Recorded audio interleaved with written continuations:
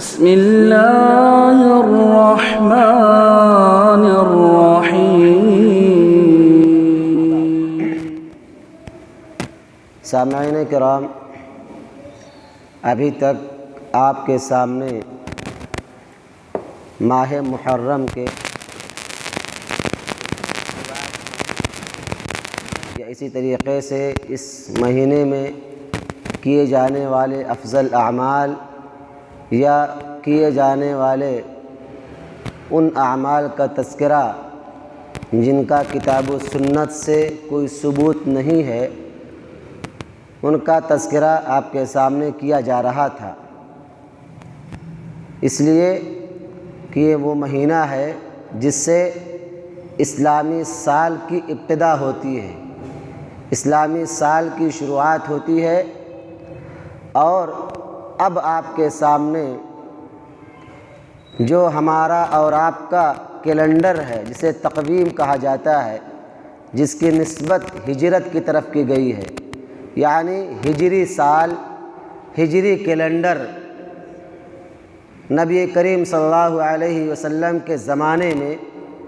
بہت سارے واقعات رونما ہوئے۔ آپ کا نبی بنایا جانا، آپ کی پیدائش، یا آپ کے بیٹوں کی وفات، یا آپ کی بیوی حضرت خدیجہ رضی اللہ تعالی عنہا کی وفات، آپ کے چچا کی وفات، جسے یوم الحزن کہا جاتا ہے، غموں کا سال کہا جاتا ہے، یعنی بہت سارے واقعات آپ کی زندگی میں، آپ کی پیدائش سے لے کر اس دنیا سے چلے جانے تک بہت سارے واقعات ہوئے، لیکن مسلمانوں نے ہجرت ہی کو اسلامی کیلنڈر کا تقویم، یعنی ہجرت کو کیلنڈر سے منسوب کیوں کیا؟ اس کی کیا وجوہات ہیں؟ کیا ہجرت کی کون سی خصوصیات ہیں، کون سے اوصاف ہیں جن کی بنیاد پر صحابہ کرام نے، عمر فاروق رضی اللہ تعالی عنہ نے ہجرت کو اسلامی کیلنڈر کو ہجرت کی طرف منسوب کیا، یعنی ہجری کیلنڈر، ہجری سال قرار دیا؟ اس ہجرت کی اہمیت کیا ہے؟ اس ہجرت میں کیا کیا ایسی باتیں ہوئیں جو اسلام کی اور مسلمانوں کی شعار بن گئیں، مسلمانوں کے لیے آئیڈیل بن گئے؟ ان سب کا تذکرہ میں آپ کے سامنے انشاءاللہ آہستہ آہستہ کرتا رہوں گا، لیکن سب سے پہلے ہم اور آپ یہ جان لیں کہ ہجرت کی دو قسمیں ہیں۔ ایک ہجرت وہ ہے جسے دنیاوی کہا جاتا ہے، یعنی جن کا تعلق دنیا سے ہے، دنیا کے معاملات سے ہے، اور ایک وہ جسے ہجرت اخروی کہا جاتا ہے، یعنی جن کا تعلق دنیا سے نہ ہو کر آخرت سے ہوتا ہے، اپنے رب سے ہوتا ہے، اپنے رب کے بدلے سے ہوتا ہے۔ تو ان دونوں قسموں میں ہمارا مقصود صرف اور صرف اخروی ہے۔ دنیاوی کا تذکرہ آج میں آپ کے سامنے اختصار کے ساتھ کروں گا، تاکہ ہم اور آپ جان لیں کہ دنیاوی ہجرت، جو انسان دنیا میں ایک جگہ سے دوسری جگہ جاتا ہے، ایک جگہ سے دوسری جگہ پر انتقال کرتا ہے، تو اس کے کیا کیا اثرات ہوتے ہیں اور اس کے کیا کیا نتائج ہوتے ہیں، دنیاوی اعتبار سے میں آپ کو بتانے کے لیے اختصار کے ساتھ تذکرہ کروں گا، ورنہ ہمارا اصل مقصد، اصل ہدف یہ ہے کہ اسلامی ہجرت کیا ہے، اس میں کون کون سی چیزیں ہوئیں، کن کن چیزوں کی بنیاد پر صحابہ کرام نے اس ہجرت کو اسلامی کیلنڈر کا اور اسلامی تاریخ کو اس کی طرف منسوب کیا۔ تو میرے بھائیوں، جیسا کہ میں نے آپ کو بتایا کہ ہجرت کی دو قسمیں ہیں، آج کے درس میں ہجرت دنیاوی کے تعلق سے، یعنی ایسی ہجرت جس کا تعلق صرف اور صرف دنیا سے ہے، آخرت سے اس کا کوئی تعلق نہیں ہے، یعنی آدمی دنیا میں ہجرت کرتا ہے، اس کا بدلہ، اس کا فائدہ صرف دنیا تک محدود ہے، آخرت کے اندر اس کا اس کے لیے کوئی حصہ نہیں ہے۔ لغوی اعتبار سے ہجرت کہتے ہیں ہجرہ، یعنی آدمی ایک جگہ سے دوسری جگہ چلا جائے، کہا جاتا ہے الرحیل عن المکان، آدمی ایک جگہ سے انتقال کر کے دوسری جگہ چلا جائے، او تخلی عن شیء ما، یعنی آدمی ایک جگہ کو خالی کر کے دوسری جگہ پر اپنا بسیرا، اپنا ٹھکانہ بنا لے، قائم کر لے۔ اسی لیے اس کو لغوی اعتبار سے ایک جگہ سے دوسری جگہ کے انتقال کو ہجرت کہا جاتا ہے، اور اصطلاحی اعتبار سے ہجرت یہ ہے کہ بِأَنَّهَا الْإِنْتِقَالُ مِنَ الْبَلَدِ الْأُمِّ لِإِسْتِقْرَارِ فِي بَلَدٍ آخر، کہ آدمی، اصطلاحی تعریف یہ ہے کہ آدمی اپنی مادری جگہ کو، اپنی جو پیدائش کی جگہ ہے، جو اس کے ماں باپ کی جگہ ہے، مادر وطن جسے کہا جاتا ہے، مادری جگہ کو آدمی چھوڑ کر کے کسی دوسرے مقام پر رہائش کے لیے، سکونت اختیار کرنے کے لیے چلا جائے، اسے ہجرت کہا جاتا ہے۔ اسی طریقے سے ہم اور آپ یہ دیکھتے ہیں کہ ہجرت کیوں ہوتا ہے، اس کے اسباب کون ہیں، وجوہات کیا ہے۔ آدمی اپنی پیدائش والی جگہ کو، اپنی ماں کی جگہ کو، جہاں آدمی پیدا ہوا، جہاں آدمی پلا بڑھا، جہاں اس کی نشو و نما ہوئی، جہاں اس کی پرورش ہوئی، اس کو آدمی کیوں چھوڑتا ہے؟ اس کے اسباب کیا ہے، اس کے وجوہات کیا ہے؟ دنیاوی اعتبار سے اس کے کئی وجوہات ہیں، بیان کیا جاتا ہے کہ اس کے چند مجموعی وجوہات ہیں جو انسان کو ہجرت کی طرف لے جاتے ہیں، یعنی ہجرت کرنے پر معاون اور مددگار ہوتے ہیں۔ اس میں سے ایک یہ ہے کہ آدمی بہترین کام کے چکر میں اپنے آپ کو ایک جگہ سے دوسری جگہ منتقل کر لیتا ہے، یعنی روزگار کی تلاش میں، کمائی کرنے کے لیے، اپنے آپ کو بہتر سے بہتر بنانے کے لیے، روزگار کے بہتر مواقع تلاش کرنے کے لیے آدمی ایک جگہ سے دوسری جگہ جاتا ہے، ایک شہر سے دوسرے شہر جاتا ہے، ایک شہر میں جاتا ہے، نہیں ہوتے، آدمی اس شہر کو پھر چھوڑ دیتا ہے، دوسرے شہر میں جاتا ہے۔ تو ایک وجہ یہ ہے کہ آدمی کام کی تلاش میں، آدمی روزگار کی تلاش میں، آدمی کمانے کے لیے، روزی روٹی کے لیے اس جگہوں کو، اپنے وطن کو، اپنے جائے پیدائش کو چھوڑ کر دوسری جگہ جاتا ہے۔ اسی طریقے سے دوسری وجہ یہ ہے کہ الہروب من حالات الحرب فی الدول التي، آدمی جس جگہ میں رہ رہا ہوتا ہے وہاں بسا اوقات خانہ جنگی کا ماحول ہو جاتا ہے، وہاں لڑائی جھگڑے کا ماحول ہوتا ہے، آدمی کی اپنی جان، اپنی عزت، اس کے گھر والے سیف نہیں ہوتے ہیں، تو آدمی خطرہ محسوس کرتا ہے۔ تو ایسی صورتحال میں آدمی اپنے آپ کو اپنی محبوب جگہ سے چھوڑ کر دوسری جگہ چلا جاتا ہے، یعنی خطرات کے پیش نظر خانہ جنگی کی صورتحال میں آدمی اپنے آپ کو ہجرت کرنے پر مجبور کر دیتا ہے۔ اسی طریقے سے یہ بھی کہا جاتا ہے کہ ہجرت کے دنیاوی اسباب میں سے ایک سبب یہ ہے کہ جو سیاسی فضا ہے یا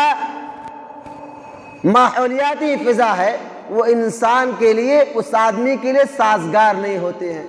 مان لیجیے وہ اقلیت میں ہے، کم تعداد میں ہے،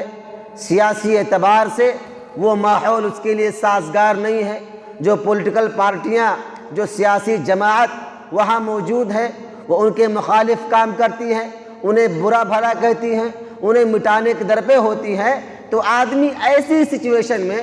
ایسے حالات میں جہاں سیاسی اعتبار سے وہ ماحول اس کے لیے مناسب نہیں ہے، یا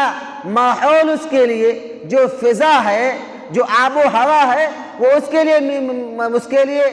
انوکول نہیں ہے، اس کے مناسب نہیں ہے، ہوا ایسی ہے، پانی ایسا ہے کہ آدمی کو بیمار کر دیتی ہے، آدمی بیماری میں مبتلا ہو جاتا ہے، طرح طرح کی بیماریاں گھیر لیتی ہیں۔ تو ایسے ماحول میں ایک انسان، ایک آدمی اپنی جائے پیدائش کو، یا جس جگہ پر وہ استمرار ہے، جس جگہ پر وہ سکونت پذیر ہے، گھر بنا لیا ہے، رہ رہا ہے، اس جگہ کو آدمی چھوڑ کر دوسری جگہ پر چلا جاتا ہے۔ اسی طریقے سے کہا جاتا ہے کہ کسی زمین میں، کسی سرزمین میں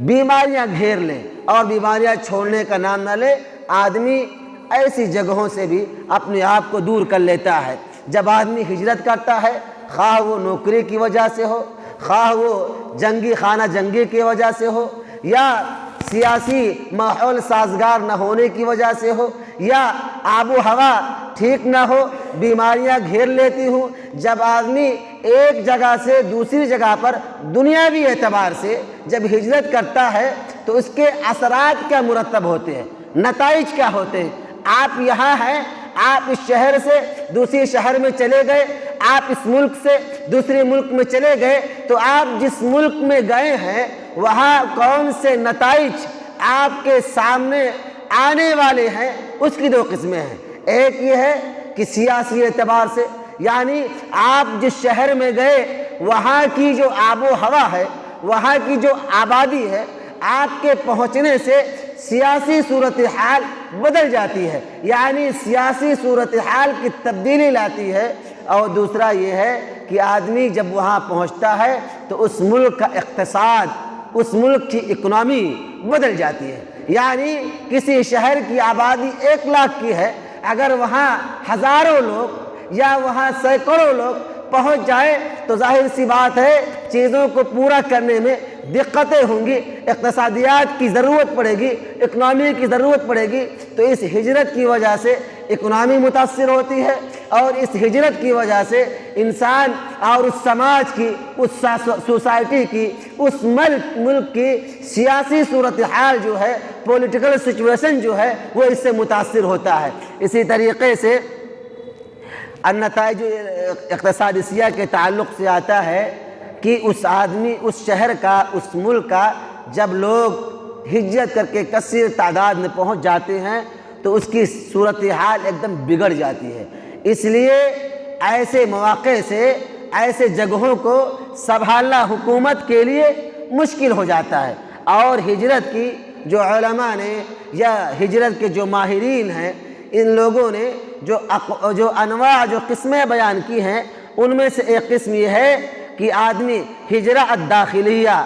آدمی اپنے ملک میں رہ رہا ہے، ملک ہندوستان میں رہ رہا ہے، لیکن ہندوستان میں جس شہر میں رہ رہا ہے اس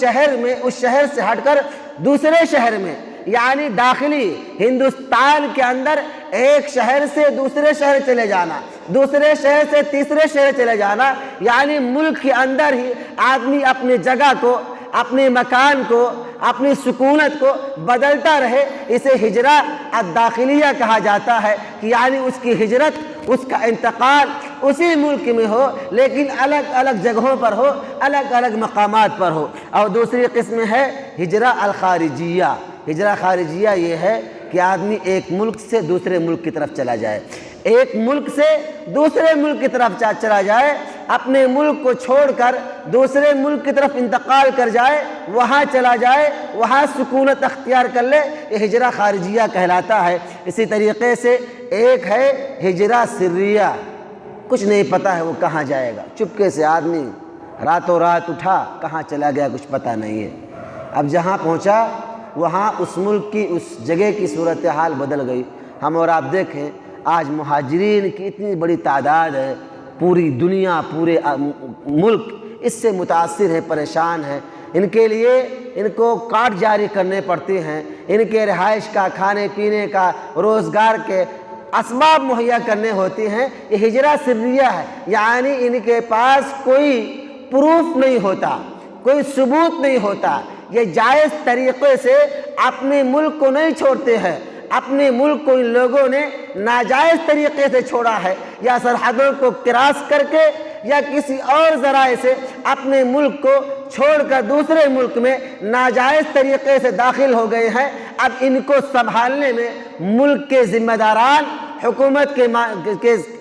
کے ذمہ داران کو بڑی پریشانیاں ہوتی ہیں۔ یہ ہجرت کے تمام انواع ہیں۔ انشاءاللہ جو اصلی ہجرت ہے، ہجرت اسلامی، اس کا تذکرہ انشاءاللہ اگلے دروس میں آپ کے سامنے کروں گا۔ اللہ سبحانہ و تعالیٰ سے دعا ہے کہ مولا ہم تمام مسلمانوں کو ہجرت اسلامی جو ہمارا مقصد اور ہمارا ہدف ہونا چاہیے اس کو سمجھنے کی توفیق عطا فرما۔ الہ العالمین ہم تمام مسلمانوں کو ہر حال میں، ہر سچویشن میں اسلامی شعائر کو، اسلامی اخلاقیات کو